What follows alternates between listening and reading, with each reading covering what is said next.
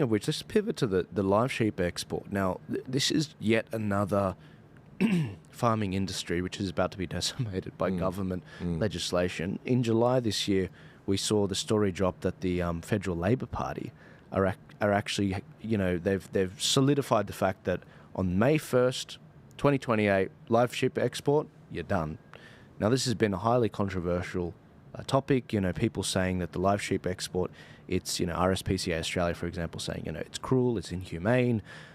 The export industry, however, they've been saying, hang on, we've been making changes. Yes, we did stuff up. We had some disasters due to, the weather in the Middle East and, the conditions we were transporting these sheep on these ships. But we've now got veterinarians around the clock. We've added, upgraded the AC systems, and the sheep have never been better.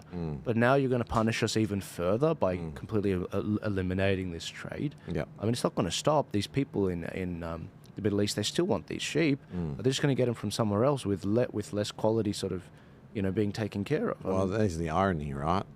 So your analysis, again, is excellent, Joel, because this is a massive issue in Western Australia. Yeah. Massive issue. And as you quite rightly point out, mistakes were made. I don't know anyone in the industry who says, oh, no, it was all operating perfectly previously. Clearly not. Yeah. Right? Yeah. Clearly not. But what are the complaints now? See, this is the crazy thing. So mistakes were made in the past. A minority, we might say, of bad faith operators have damaged the reputation of a lot of good faith operators. Nevertheless, the industry reforms itself. It's now operating, as I understand it, and this is not my area of expertise. I'm former lawyer, now a parliamentarian, but as it has been explained repeatedly to me, they're now operating at a gold standard. At a gold standard, and now we're going to shut it down. Makes no sense whatsoever. In terms of fairness, this is actually unfair. It makes no sense economically for Australia. In particular, Western Australia gets hurt as a result of this. But then thirdly, I really appreciate your final point there, that, well, what happens in this vacuum?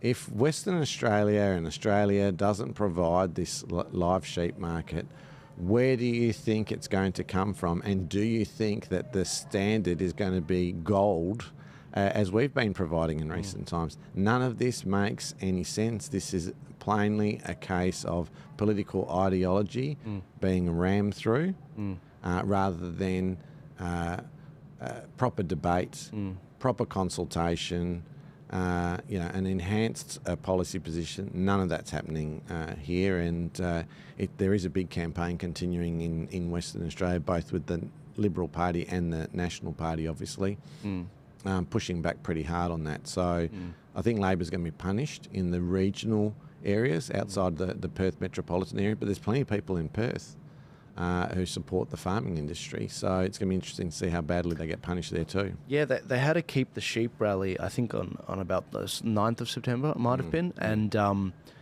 they came to Canberra. They flew across to Canberra, a big, let's call it a gaggle of them. But there was quite a few of them.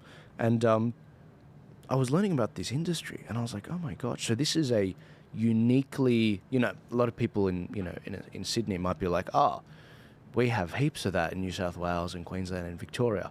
No, we don't.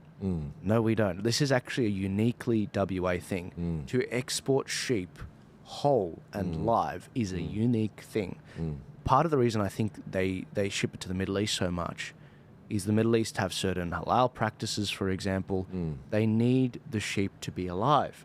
So that they can, because there's certain ways that you kill a sheep that's halal certified. For example, you got to face the sheep towards Mecca and kill it, for example. Like that's the sort of thing, or the cow.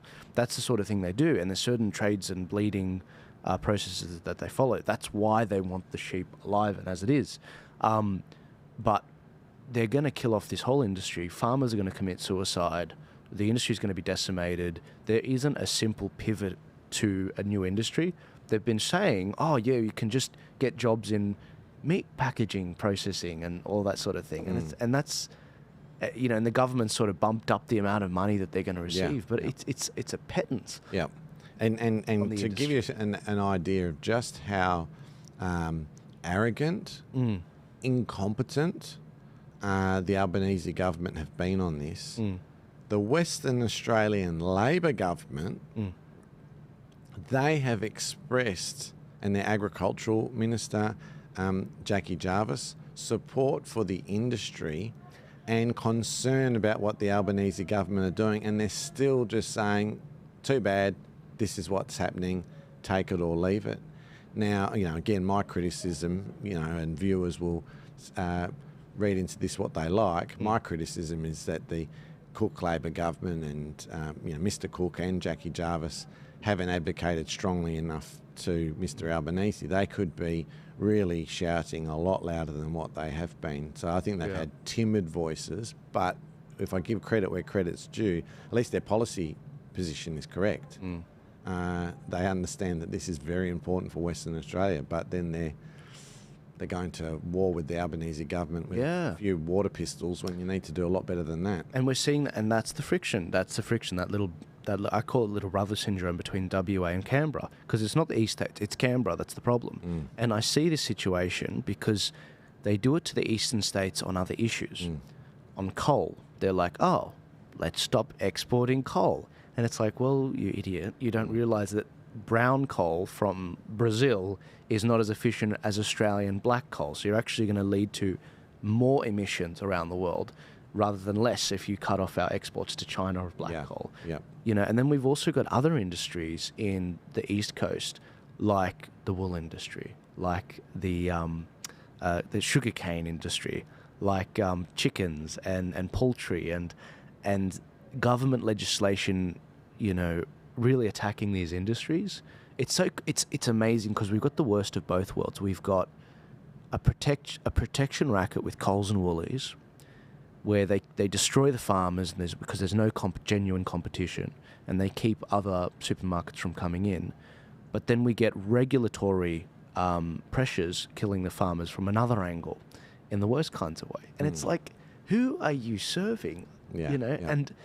And the really tough part is the farmers are such a small population, they can't really electorally pack a punch until the Australian people realise that they can't afford food and we might starve. Yeah, and Canberra driving these policy decisions rather than consulting and facilitating outcomes. And them driving policy decisions time and time again is a disaster. And wasn't it a beautiful thing on the voice referendum, just to quickly segue back to that just for a moment, to make this point, wasn't it a beautiful thing that every jurisdiction says no, except for one, the ACT, which says yes? I just thought that was just the icing on the cake to just expose what's going on there. These guys are, they have forgotten that their role is to facilitate on behalf of the Federation of States, policy outcomes, not to ram down our throats what they think is best for the rest of us. I think we'd all support a Department of Government efficiency in Australia. Have you heard of Dingo? No. It's the Australian version of that. It's basically Matt Canavan put this graphic out. It's like Dingo, and it had like a graphic. It was like Department, I'll find it. People will be It putting sounds like something Matt would do. Yeah, absolutely. But it's basically our version of Doge in Department of Government efficiency. I love it. And we do need it, because if we I'm trying to remember what the budget is every year. I think it's, $1 trillion, federal budget, and it just keeps growing. And we've got like 1 million people coming in every year. I hope you enjoyed that particular clip. Remember to like, subscribe, share this video, get it out there. We've got to break the echo chamber. But also, if you're trying to get a hold of me a little bit more directly, I have actually a whole membership group of people on Buy Me a Coffee. It's kind of a overrated eyebrow club that I've formed. You guys know how much I love eyebrows. If you click the link in my description, or if you click the link in my bio, you will actually see a link to join the Buy Me a Coffee family that I'm building. I want to be able to share more with you guys as to what are my plans ahead of the election, what are my raw and uncensored predictions for the elections and the various bills going through the parliaments. But also, I want to hear from you guys. What are the big tools that you want to see to help you meander through the craziness that will be 2025? And what advice do you have for me? What do you think the biggest issues are? Some of the best projects I've come up with have been from your ideas. The how to vote cards, the LGBT book registry, the reparations calculator. These are all things that you guys, from chatting with you, have inspired in me to form and make. I just happen to have the means to do it. But I want to actually, be walking around with both eyes open as to what's going on in this country. And the best way to do that is through you. It's through family. And I think that's why they try to destroy the family unit in this country. If you want to join the club, click the link in my description, click the link in my bio, join the family. There's 3 different eyebrow tiers, bronze, silver, and gold. You don't have to go for the gold one. The bronze one is really good.